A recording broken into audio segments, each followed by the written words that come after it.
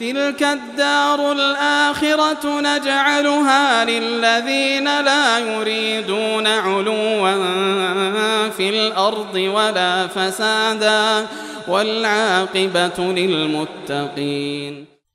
Kemudian sifat mereka yang kedua, ya, di dalam hatinya ada penyakit. Fi qulubihim marad.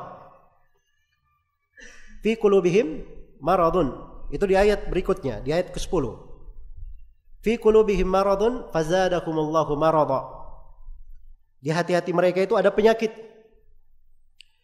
Maka Allah menambah penyakit itu untuk mereka. Menambah penyakit itu untuk mereka. Walahum adabun alimun bima kanu yakdzibun. Dan untuk mereka siksaan yang pedih disebabkan karena kedustaan mereka. Kata Ibnul Qayyim rahimahullah, penyakit hati yang menimpa kaum munafikin ini ada dua jenis. Ada penyakit berupa syubhat dan ada penyakit yang berupa syahwat. Ya. Ada penyakit yang berupa syubhat dan ada penyakit yang berupa syahwat. Begitu penyakit ini menimpa hatinya, maka Allah tambah penyakit itu semakin bertambah, semakin kuat, ditambah lagi penyakit. Dan di sini letak bahaya kemunafikan. Dia beda dengan dosa biasa. Iya, dosa biasa, seorang itu jatuh di dalamnya, Allah memberi tobat kepadanya, dia bertobat dari dosa, bertobatnya menggugurkan dosa-dosanya. Tapi kemunafikan mengada-ada di dalam syariat ini penyakit. Mungkin dia akan bertambah sesat dan bertambah penyakitnya. Iya. Dan ini ditunjukkan di banyak tempat di dalam Al-Quran. Di antaranya firman Allah Subhanahu wa taala, "Qul man kana fid dhalalah falyamdud lahu ar-rahmanu madda." Katakanlah siapa yang berada di dalam kesesatan, Allah akan membuat dia semakin lapang di dalam kesesatannya. Iya.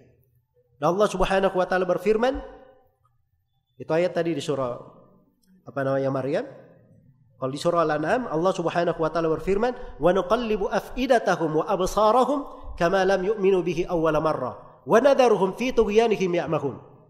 Dan kami bolak-balik penglihatan dan hati-hati mereka sampai seakan-akan mereka tidak pernah beriman sama sekali.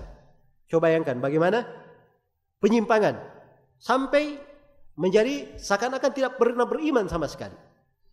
Iya. Dan Allah Subhanahu wa taala berfirman, "Wa may yushaqiqir rasula min ba'di ma tabayyana lahul huda wa yattabi' ghayra sabilil mu'minin nuwallihi ma tawalla wa nuslihi jahannam." Barang siapa yang durhaka kepada Rasul setelah tampak jelas baginya petunjuk dan mengikuti jalan selain jalan kaum mukminin. Ini dua sifat pokok kaum munafikin.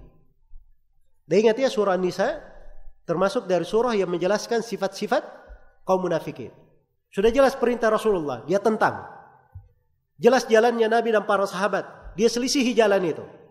Ya, nuwallihi ma tawalla. Kami akan biarkan dia larut di dalam kesesatannya. Sudah sesat semakin dibuat tersesat. Dan Allah Subhanahu wa taala berfirman, "Falamma zagu azaghallahu qulubahum." Begitu mereka menyimpang, maka Allah membuat hati mereka semakin menyimpang. Ini saya sudah bacakan 5 ayat dari Al-Quran di atas makna ini. Dan ada ayat-ayat yang lain. Karena itulah kemunafikan ini penyakit.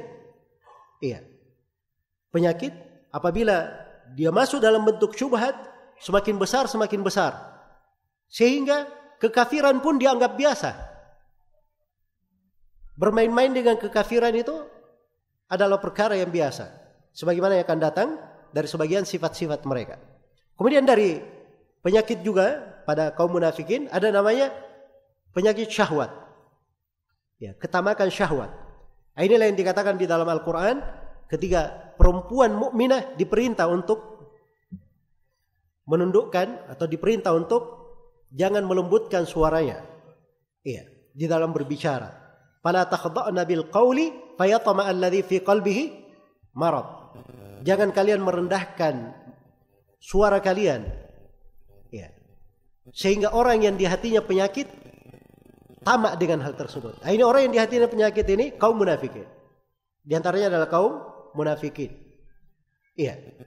Karena itu seorang perempuan kalau dia berbicara kepada laki-laki yang bukan mahramnya, boleh saja kalau ada hal yang disyariatkan di situ.